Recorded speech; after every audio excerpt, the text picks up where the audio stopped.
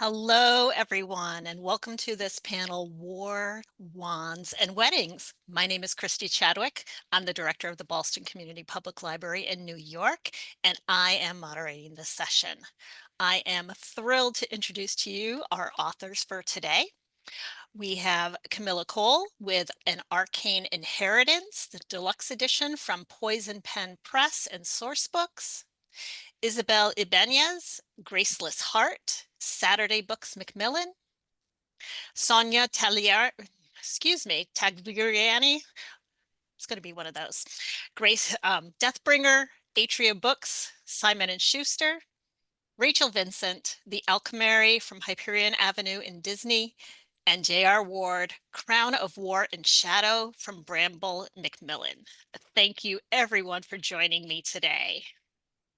So let's get right into it because we have so many authors and so much to talk about. Isabel, we're going to start with you.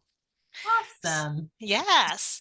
So your lead, Ravenna Maffei, is a woman who's caught between some very distinct forces in this book. There's the Looney family, who wants to use her magic and skill for their own means, especially their very handsome um, son in that group, the Pope, who needs her power while he campaigns against magic, and her own family members because she has to leave them behind and she's trying to save her brother from death. How do you balance all of these influence throughout the storyline? Yeah, they all are kind of type A personalities, aren't they? Yeah. So interesting. I wanted to use all these different influences as a way to reveal Ravenna's character and her personality and what she values most.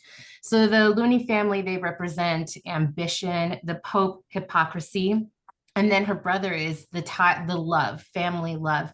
And every time Ravenna acts, it's a way to reveal what it is that she values most. And as the story progresses, I kept close to the fact that for her, she values survival and often at great cost. And the other thing I loved about this story was because she has all these different influences, you have to kind of pay attention to what she is valuing the most, which is either integrity at any point or survival. And often, when you're that scared, when you're that backed into a corner, it's hard to pick both, right? You're either doing one or the other, survival or integrity. And for Ravenna, that was just intolerable. So I had to make sure that she was, when she's in these corners, that she wasn't betraying herself in some way. And so even as she's trying to survive against all of these different influences and forces, that she is still her, even if she might cross a line every now and then in the name of survival. Yeah, definitely. I mean, and you could see that integrity versus survival really play out through the entire story. I think Uh, it's the theme. Yeah. Like, yeah, what would you do for freedom? Really? If you're really backed into a corner, would you always do the right thing or would you kind of fudge it just a little bit to get out of a dangerous situation? yeah. It really kind of gives you an idea of what kind of, values and being Yeah. true to yourself has to happen. So Yes. the setting for this, your world building, is 15th century Italy. And I mean, it's beautifully crafted. So why did you choose this particular time period for your book? I felt like, well, one, it's Florence, Renaissance Florence. I love everything that the Renaissance represents. I love that it's a time of innovation and creativity and beauty, but it's also a time of a ton of contradiction. We have faith, but then it's against hearsay. We have science, but also a lot of superstition. So there's a lot of duality happening in the Renaissance. And I felt like it really reflected the inner war that Ravenna is having. So it on all levels, it felt symbolic to put her in a place that's already dealing with extremes. And here she has to walk between both and kind of navigate away, to the end of the story. So, and the other thing too about that is that the Renaissance is so beautiful, but it's also known for beautiful art. And my main character is an artist, and I wanted to show off her creativity. I wanted to give her a voice in this space that was historically dominated by men. And of course, we have the Medici as well. And they're just a fascinating, powerful family. And I couldn't not pick a time period where they were thriving by, nefarious means. So that's why I Yeah. picked it. Yeah, and I really love the way that you were able to weave these certain points in history into your book Yeah. and have it still be as fantastical as it is, but Mhm. still having a lot of base in reality too. Thank you. And as you mentioned, Ravenna, she is an artist. She's a Mhm. very gifted sculptor. And that's what really gets her noticed, or really kind of in trouble during this book too. Um, since she's creating art, which was normally a man's trade, was this always going to be the craft you were going to use, or did you want her to always be someone who was kind of breaking these boundaries that we saw through the book? Oh, for sure. I thought, especially with sculpting, it is such a physical artwork, and it's different than painting where it feels a little bit more delicate. Sculpting to me feels more raw, and you have to bring a lot of force into it. I actually went to Florence for a research trip, and I got to go into a studio, and I got to whack at marble. It takes a lot of force to do damage to marble, and I was sweating just trying to do a little bit. And so there was something about giving Ravenna power symbolically, even in this space that is dominated by men. Here she shows up as a sculptress with a force of her own. And I also loved she's looking at stone and she's trying to decide what it's going to be. And I loved that it was also a symbolic of her life. She's shaping stone, she's going to be shaping her life. And I felt like it really reflected the themes of the book as well. I'm big on themes. I really love It them. and they really come out, and I mean, and there is still the love story underneath it, but Of really course. I kind of love kissing, yeah. Yeah. Gotta love that. Yeah. Thank you, Isabel. You're welcome. All right. J.R. Ward, we're going to go to you next. Okay, Crown of War and Can Shadow. I just tell you that, like, Isabel makes me wonder why I can drive a car? I mean, she is so brilliant. I'm listening to her and her dissertation about her book, and I'm like, I don't know how I put my pants on one leg at a time. I mean, I'm like an art history major with a medieval concentration in both. So Isabel, like, you are just like Einstein, and I'm over here playing with Play-Doh. No. Okay. Oh my gosh, I did not know this about you. We need to talk. Oh my God, so girl, I'm cool. telling you, you are my jam. Oh, But also you make me feel stupid. You're like no. AP English, and I'm playing with Play-Doh over in the corner. Okay, for real. Okay. Okay, I'm I'm gonna sorry. put my phone. I'm gonna do this on mute, but stop making me blush. I'm such a huge fan. Okay. Well, I'm gonna try and okay, be sorry, cool. sorry. Okay. I just Oh, totally hijacked okay. this whole thing, but I'm sorry. All right. no, that's okay, because I think as everybody indicated before we started recording, we are all big fans of you. Oh, thank you so much. Although I don't know why, because, like, again, I'm like, I got some Play-Doh. She's writing her doctorate, and I'm like in the back of the corner making little men with like boogie eyes. Anyway, keep going. Sorry. But we love those men. I mean, Black Sorry. Dagger Brotherhood, that series is really kind of what we have all attuned you to. So Crown of War and Shadow is such a different start to a different series. How did this fantasy come to life for you? So I, unlike Isabel, I am not smart enough to think up these books and stuff. And girl, own your power. Girl, own that power. You're brilliant. Anyway, everyone's brilliant. So I have pictures in my head, and they come to me, and I am the secretary. So I don't think any of it up. There's no analysis. As she's talking about survival versus integrity, I'm like, okay, first of all, I apparently have no integrity because I'm going to survive. Like, that's all I got. It's not even a question. I had an image of a young girl in a brown cloak on a stone lane with row houses that had lanterns. It was a rainy evening. She had white hair that curled out of her cloak, and she was running from something. And so I'm like, I got to figure out what's going here. And then the next image that I got was of a tavern with tavern tables and tankards and men who smelled like a dairy farm and beards and women of the night in gowns, selling themselves. And this door opens and the cold, wet night washes in, and standing there is a warrior from the past in black leather and chainmail with a sword dirk over his shoulders. And he had 2 braids and a slash down his eye and 1 white eye and 1 black eye. And I was like, well, F-U-C-K, I am in. I'm in. I don't know where I'm going. Get me on this ride. I will type until these little things are stumps, but I have to know who she is, who he is, and what happens next. And then enter dragons and stallions and things that fly and claws and talons and like wizards and warrior queens and crowns. And I was like, oh, so that's that's came it. to me. That's just it. That's it. That's all I got. Yeah, absolutely.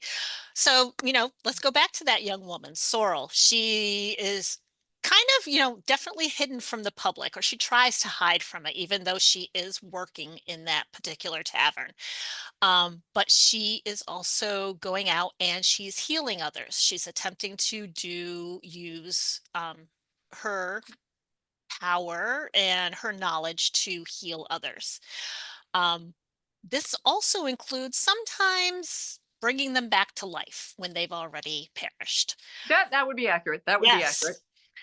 So she doesn't want to kill anyone. She's trying to make people survive. But as the story goes, we start to see a darker side to her. If she feels forced to, she knows that she can actually use that power to kill. So how did this dichotomy come to you as your story progressed? Okay, so it didn't. So I'm referring to the previous. Okay, I'm gonna have a hello, my name is not Isabel tag on my thing. I just so here's the thing. Do you know when you are in a cocktail party? I'm pulling that out of my ass. Not that I go to a lot of cocktail parties as a public service, and you're observing everyone around you, and there is this watching quality. Okay, so you're not determining any of these lives. Okay, you're not directing them. You're standing in witness to what they're doing. And I think what is really interesting about people is all of the things that they fail to acknowledge about themselves, what their behavior reveals. And I'm just sitting there with my lawn chair and my milk duds and my popcorn, and I'm just watching the show. So the dichotomies are what bring the conflict, I guess. But I mean, I can't kind of deconstruct anything, because again, I'm just at the cocktail party, just in the corner, like trying to stay down from the chaos so I can type as fast as I can. But again, with the dichotomy is the conflict, and the conflict is what makes the story feel rich and alive, if you do it right. And sometimes I don't do my job right, but I try to do my job right. I think you're doing your job right. So definitely. I mean, and then we'll go to Sorrel, and of course, the wind blown in Merc who comes into our story. Yeah. I mean, obvious from the start, but it is a very, very slow burn build throughout the book. So is that bad? No, I'm just curious about this, because so the Black Dagger Brotherhood is the opposite of slow burn. Okay. Yeah. That's kind of okay, I'm going to pull the pin out of this grenade, drop your shorts and throw it right into the campfire. Boom, So I wonder whether that's something that do readers like that? I think they do, because the response from the beta readers for Crown has been really positive, but it's not something that I'm used to. Yeah, it's definitely, as we said, it's different. And I think that is one of the things, but people do love slow burn. And I think that that's one of the things that the readers are going to eat up about this relationship between Sorrel and Mark. So you do this trope well, even if it's not something you're used to. Well, so the other thing that I wonder is what if I feel like I don't write in first person, And so to some degree, I wonder also about the slow burn, because the second book in the series that I'm writing right now is much hotter. And I wonder if part of it isn't the fact that I'm like, I kind of like, even, during the non-slow burn parts of the Black Dagger Brotherhood, I'm kind of like, okay, we're there again. Yep. And okay, there's where we are. I wonder also if part of it is not just who she is and who he is, but it's also that I'm kind of awkward that I'm in the first person.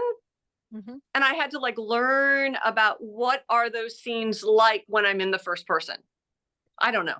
Yeah. And do you think that that's what kind of gave you that slower pacing? I think so. Yeah. And also I'm an incompetent boob. So I was kind of like figuring out like, okay, so I have these wonderful characters in this great world. And then I was like, I don't have any effing clue what I'm doing because I don't know how to write romantasy. And then people are like, girl, you've been writing romantasy for 20 years. I was like, oh, okay. All right. Okay. I can do this. But I also think that primarily the reason why it's a slow burn is where she is in her life. And all of the things, like, it's really hard for like a person to have that intimacy with someone if they don't even know who they are and where they are. And so the whole book is her figuring out who she is. Yeah. And then the second book is like, all right, this is who I am. Like, now I have to go and confront the big problem. Yeah, definitely. And we are going to be very excited for that. Thank you. Book. I'm very grateful. Thank you. Kamilah, we're going on to you now.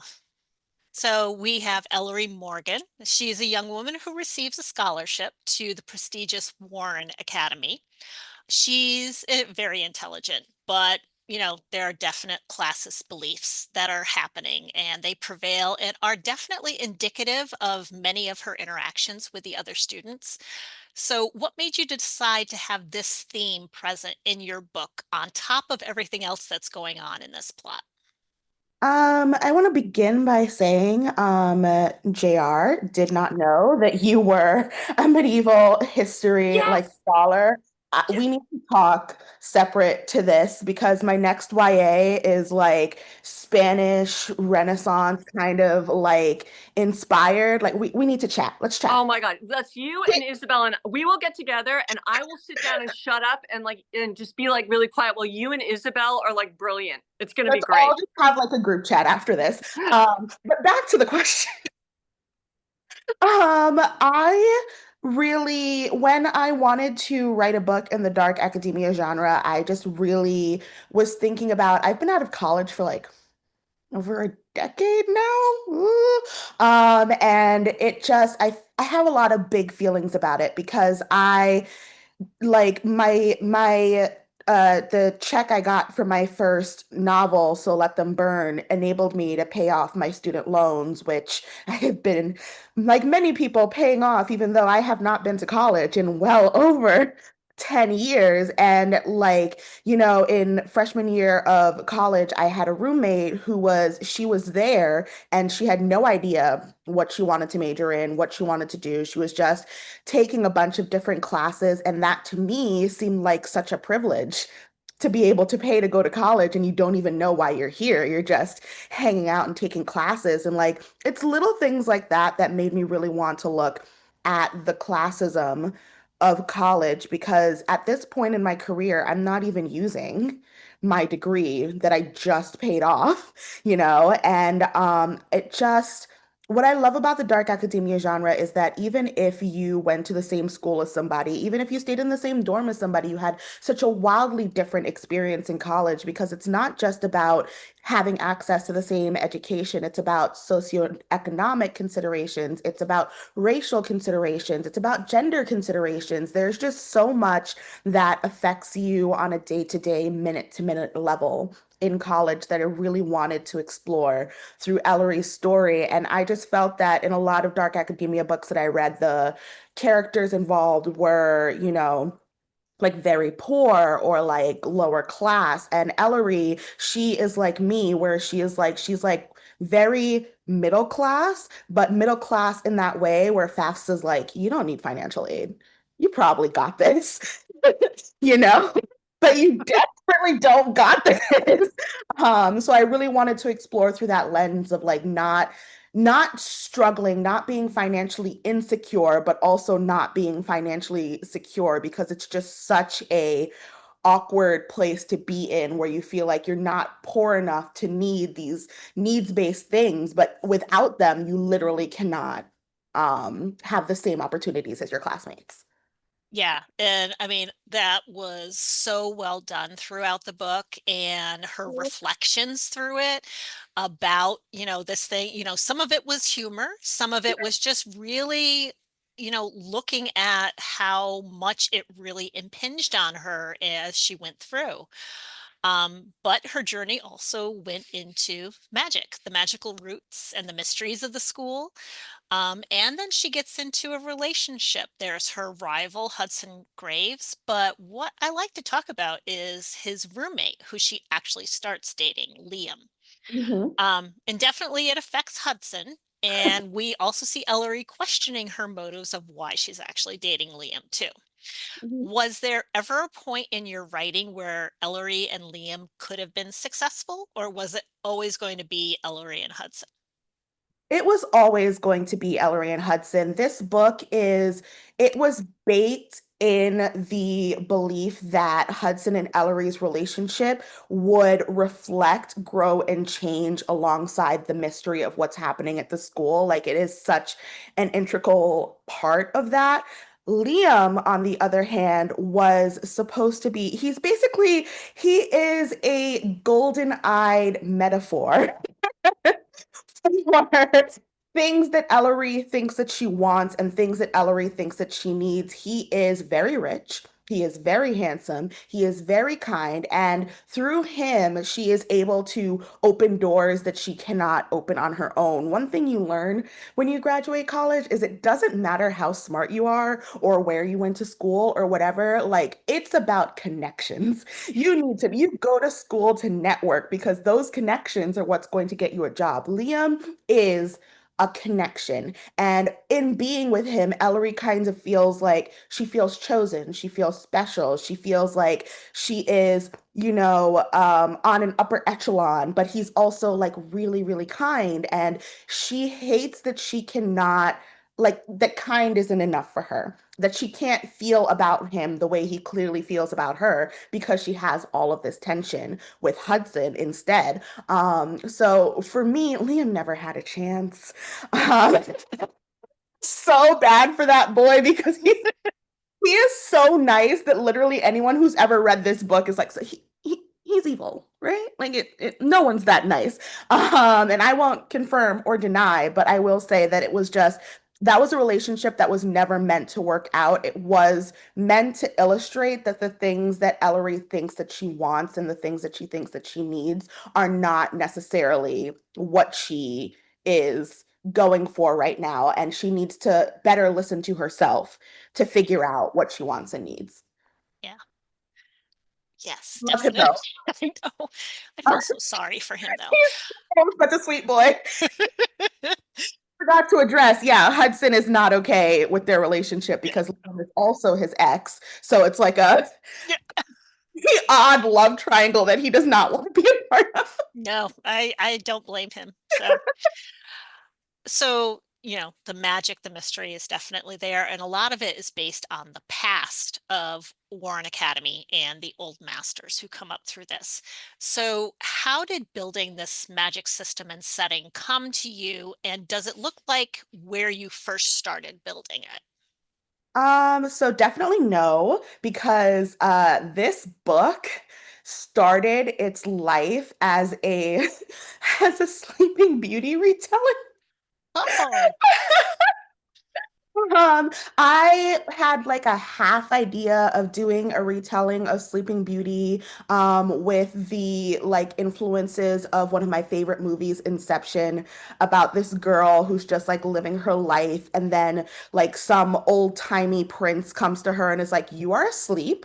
We need you to wake up because the queen is like wreaking havoc in the kingdom. Like none of this is real." Like I was playing around with that, but it wasn't really working for me. So it was just like in the back of my mind, really. But that kind of evolved. I was reading just a lot of classic Black writers and scholars, Toni Morrison and James Baldwin and all of this stuff. And I hit on the idea of, I think it was Toni Morrison who has the idea of like a rememory, which is that even if you remember something, you're recreating it, even if you remember something, because it's being filtered through the lens of like your perspective. Like it's not exactly what happens. It is a recreation. It is something new, a rememory. And even the things that we don't remember still affect us physically, mentally, and emotionally. Like whether we have the memory tied to it or not,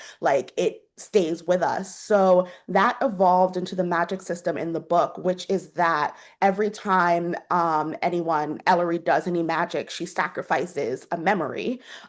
She sacrifices a piece of herself. And at first, she doesn't even know she's losing these memories. She doesn't even know she's doing magic. And later in the book, she begins to be able to more better control, like, I want to give up this, I want to give up that. Because at the end of the day, magic and power is sacrifice. And Ellery is a person who, like, she has a certain kind of magic where like she sacrifices pieces of herself, but the old masters, they have found a way to make sure that other people sacrifice in their place so that they just have access to the power. And that's what makes them evil.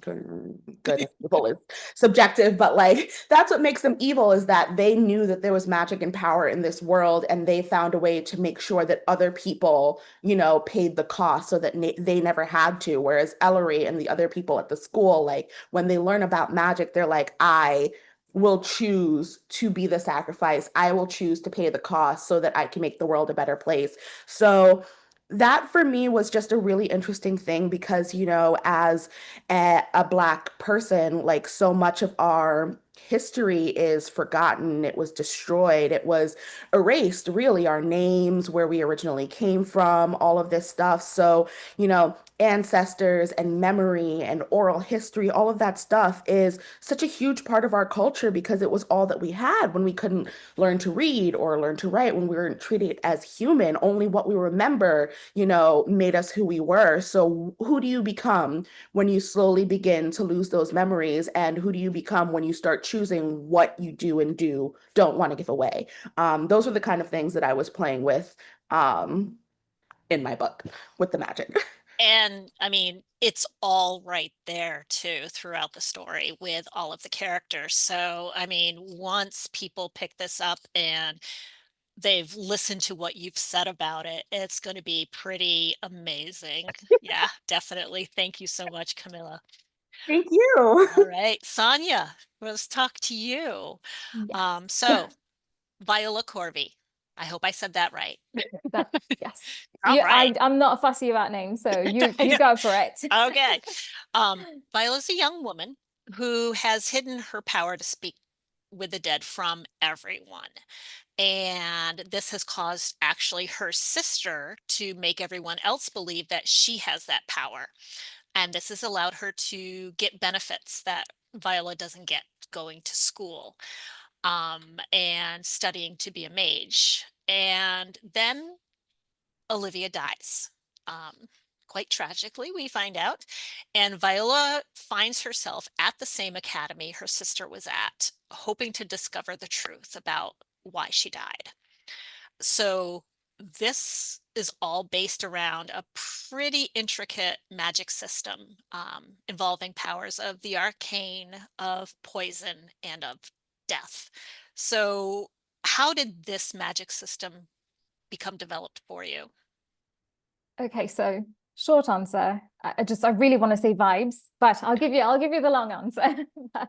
So when I think of the magic system in Deathbringer, I like to think of it as a patchwork of ideas that I came up with at different points in time. So I'll start with poison magic. So with the 3 snakes, they randomly popped up in my head, I think about 10 years ago now. And from then I knew I wanted to craft a story with a snake-based magic system. Honestly, simply because I'm obsessed with snakes, but it was really cool. And obviously poison/killing felt very natural as a type of snake magic. But then I think I also wanted to balance it out with the opposite. which is how I came up with like healing snakes.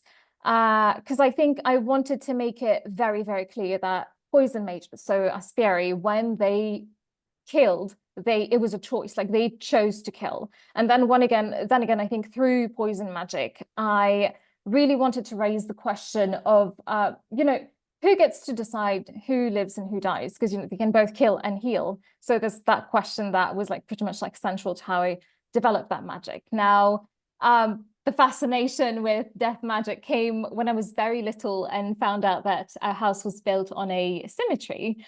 And I kept wondering what it'd be like if skeletons decided to crawl out of the ground. Like, I think I was 9 years old, so morbid fascination. And so fast forward 20 plus years, I knew I wanted to write a story with death magic at the center of it, kind of as I want to say a bit of an ode to that wild imagination as a child. And nearly 3 years ago now, I had this very clear picture of this girl kneeling by the lake and a dead body, like grabbing her hand and just speaking to her. And I was like, okay, I know I have something there. But at the same time, I really wanted to write a type of death magic that was multidimensional. So I wanted it to have limitations and consequences. And I think adding these limitations, like Tutor gave us whisperers who can hear the dead but can't see them, conduits who can see the dead but can't hear them, and then finally puppeteers who quite literally have to trade years of their lives in order to practice. And I think finally the last one, arcane magic, came about because I see poison magic and death magic as two sides of the same coin, because they're both in a way in pursuit of power, and I needed a type of magic to kind of balance out the two, and I wanted something more useful. And I think throughout the book, the Arcane are incredibly resourceful and important with respect to how the world was built. I'm pretty sure, I think at some point I refer to them as the backbone of the magical world. But at the same time, it's like, for people who prioritize unity and progress, they end up being quite passive. And I wanted that reflected in their magic. So the majority of the classes are non-combative. And with the four different classes of magic that make up arcane magic, I really wanted to highlight, are they really uniting for peace? Or are they uniting because they all needed each other to some degree? Because, the root of the magic is pretty much the same. And I think how I develop my magic system is I have a central question that I want the magic to answer. And I think I use the magic to show different facets of that characterization. And yeah. All right. No, I mean, it sounds simple when you say, oh, there's just three different, and then you start to peel back the layers. And as you discussed it, there's the different sides of the coin and then the groups that got together, and you realize how very intricate it is and how it can weave together, which we see some of that as we go through the book. So Viola also is dealing with this gentleman that she really does not like at all, Silas, but they are also the two points of view characters, and you have that alternating throughout the book. What made you decide to actually use both of them as your point of view characters, and why only those two? Okay, so it made sense to me, like for the story to be told from the perspective of someone who was completely new to Gore Hill, because I really wanted to accompany the reader through that world building. And then again, someone who's been there for quite a while, albeit, quite a bit of a rule breaker, to kind of understand the deeper dynamics and inner workings of, Gore Hill and the magical world. Also, primarily, I didn't want to overwhelm the reader with too much information or underwhelm them to the point where they're very confused and not understanding anything. So I thought, two was just like the right balance. They were like the sweet spot. But at the same time, Viola and Silas's stories are intertwined. And while I could have told the story from Viola's perspective and to kind of lean into the mystery, I did feel like it would have been quite a bit of info dumping, because there would be no way for her to walk into Gore Hill, just know everything or learn everything in a believable time frame. And we would have lost out, I think, on a lot of the conflict and the nuance that Silas brings, and definitely a lot of yearning in those chapters. And ultimately, I think through both of them, I wanted the reader to understand each character separately. And I wanted, given that it's a romance, I did want both characters to stand on their own so that it would make sense as to why they fit so well together. You know, she needs a safe environment, and he does provide her with that safety. And as for why I didn't use, you know, any more point of views, it's honestly because I felt like the other characters really didn't have their own journey to warrant that, you know, the weight of that point of view. Right. So that makes a lot of sense about them not quite having that, but there is definitely a lot of characters that you have in this book, and they're all participating in various ways throughout the book. Some seem to be really inherent to where the plot is going in some of the directions, and they help weave a lot of the subplots back to Viola and Silas. How did you keep track of all of them? And what made you decide to place something in the hands of a secondary character instead of one of your primaries? Okay, so I think I'll do that one in two parts. Mhm. So I'm very meticulous about my dates and my backstory when I'm creating a world. And in fact, you know, after the outline, I will iron out the dates and the backstory before I even begin to draft. Everything needs to kind of make sense in my head. And for me, I'd like to argue that the backstory of the characters is as important as the present story. And I think that when crafting Deathbringer, I knew I wanted several plots at across different points in time to kind of like influence each other on pretty much every level. There was a lot of working backwards, and I think I continued like building upon that, and there was definitely a lot of rewriting, if I'm completely honest. But I think the backstory was definitely the bones of the story, and how I kind of kept myself like grounded through drafting and everything. And so now, how do I decide to place something in the hands of a secondary character? I think the simple answer to that would be main characters can't know everything. And I very much wanted the world of Deathbringer to feel as real as possible, in that, you know, we have a lot of people around us, and not just the core cast. So I kept asking myself, I was like, well, how could they find that piece of information? Who would be the best placed character to have the information to give?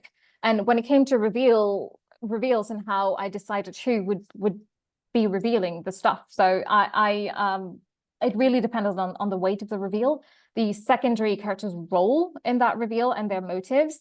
And in Deathbringer, both Viola and Silas are far too emotional to be rational about certain situations. You know, he's lost his parents, she's lost her sister, and they have so much trauma between the both of them that they haven't worked through.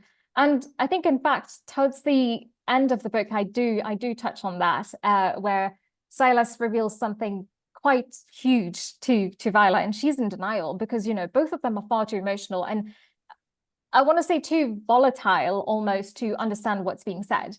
But when perspective is given by secondary characters, both of them kind of step back and they sort of rationalize better. And I think almost all secondary characters in Deathbringer play very important roles, be it in shoving Silas and Viola out of their comfort zones, making them question things about themselves and especially about the world around them. Like, for example, the injustice happening around them while they are privy to this extreme privilege because, you know, of who their families are. But Yeah. No, and I love them all, especially, you know, Silas's family, his brother and sister, and just interesting to see what Viola's mother and how her parts that she played in it. So it was just a very interesting family dynamic dysfunction that came through. So the trauma is definitely there, and will be interesting to see what comes next for them. Thank you. Thank you.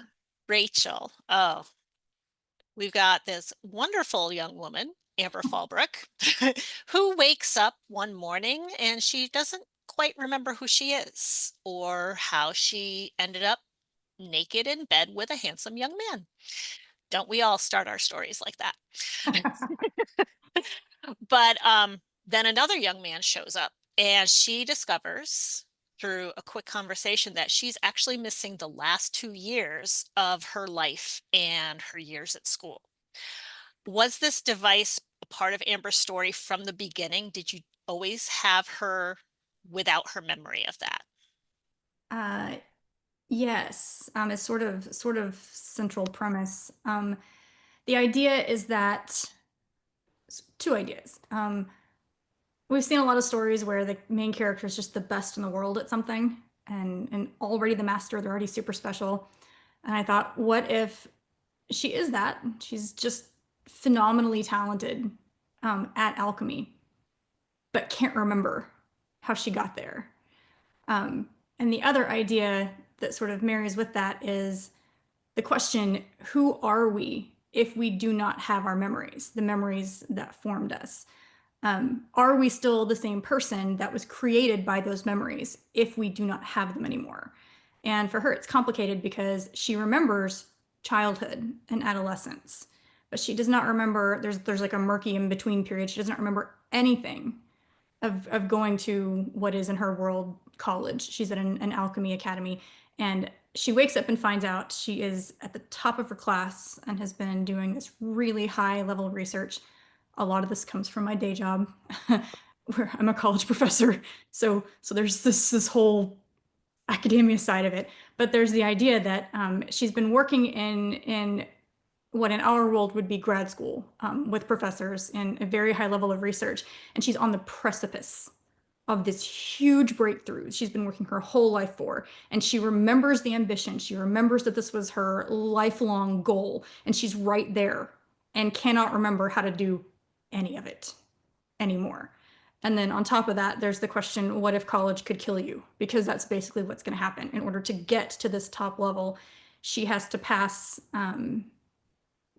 alchemy trials. She has to prove that she has the skill set on her own to function at the highest level of this academic discipline, which does feel like my day job. Yes, all the time. Yes. So I say day job. I do both things full time, but either way.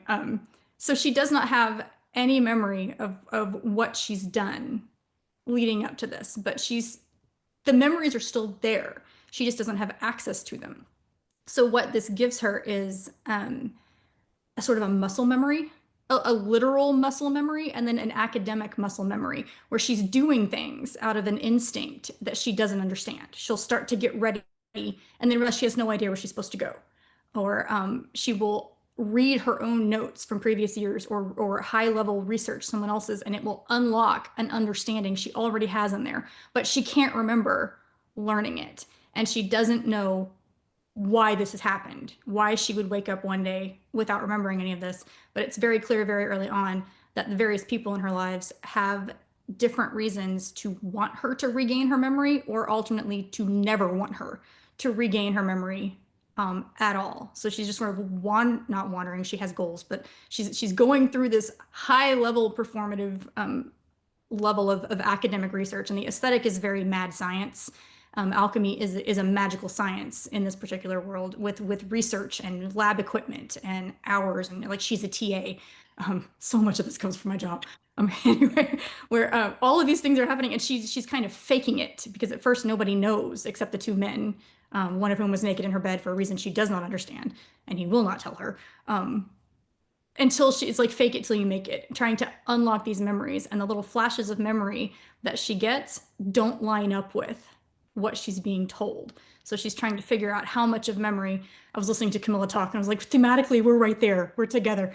How much of her memory is accurate, and what does accuracy in memory even mean, and all of that, because it's all there's a bias in what we remember. And anyway, I see we got the warning. I'll stop.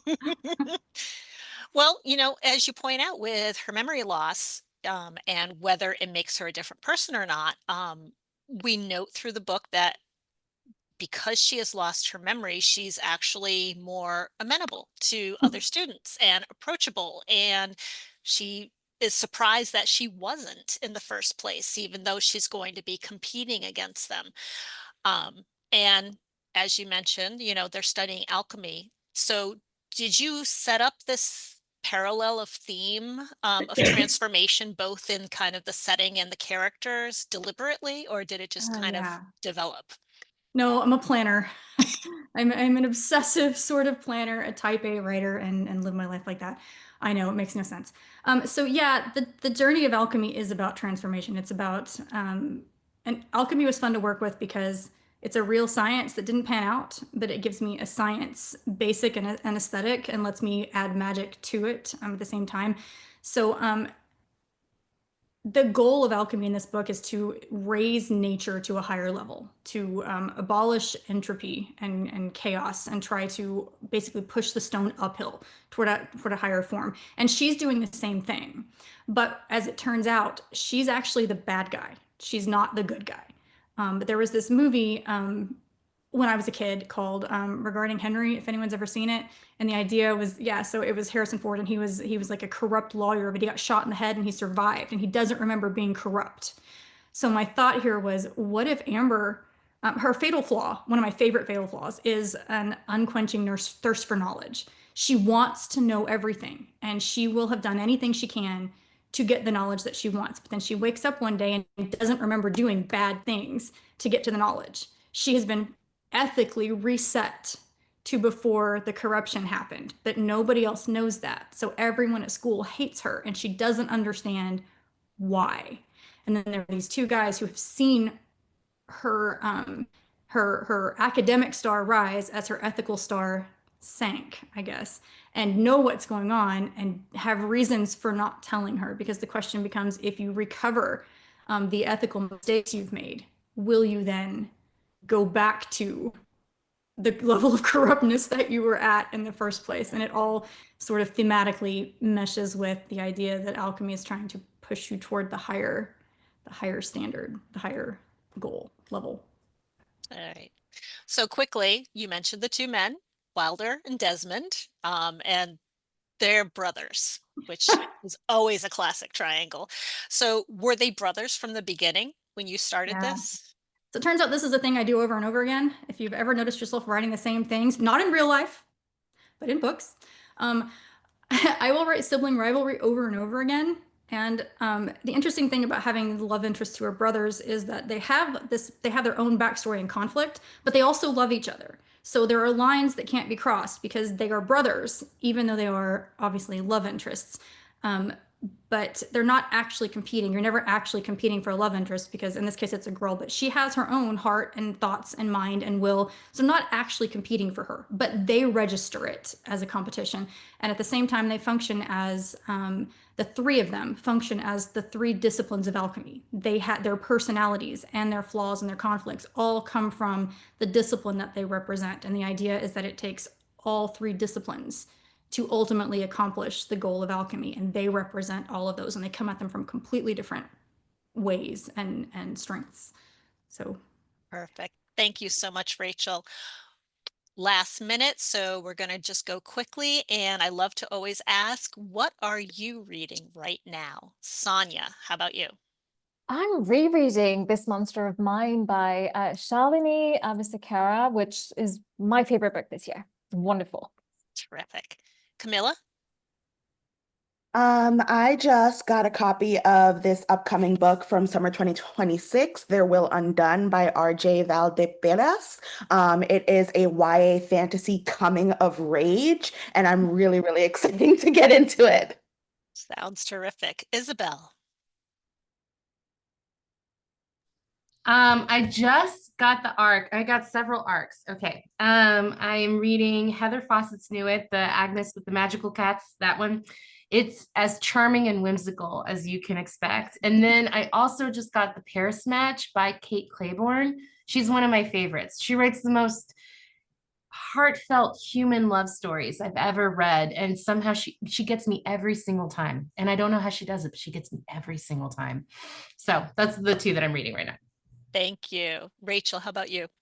I'm reading Hail Mary for work, but I just finished When Women Were Dragons, which is Market, if you guys read it. So women in moments of great rage or joy turn into dragons, and they eat corrupt bosses and abusive husbands and parochial school nuns and things like that. Anyway, there's a lot more to it, but great book. Yeah, fabulous. JR, how about you? I'm not reading anything. I just finished the 2026 Black Dagger Brotherhood hardcover last night at 6:28. Not that I was counting. And I'm now under deadline for the second in the Crown of War and Shadow series. So I'm not reading anything, but I will tell you what I am going to be reading. It has been such an honor to be on this with the four of you. Let me tell you, as someone who's been in this business for 20 years, listening to the four of you talk about your books is so inspiring to me. So I'm going to tell you what I am reading. I'm reading your four books, and I can't wait for them. And it has been an honor to be here with you guys. You younger generation, man, you're just like taking me on continuing ed, and I'm learning so much, and I'm so inspired by you. And thank you so much for giving me 4 new books to read. That's a great way to end it. So thank you so much, all of you, for talking today, and to all of our librarians who spent time with us. Next up, we have 3 concurrent panels. We have Best Served Cold, Crimes and Curiosities, and Queer Love. So thank you, everyone. Have a great rest of your day. Bye. Thank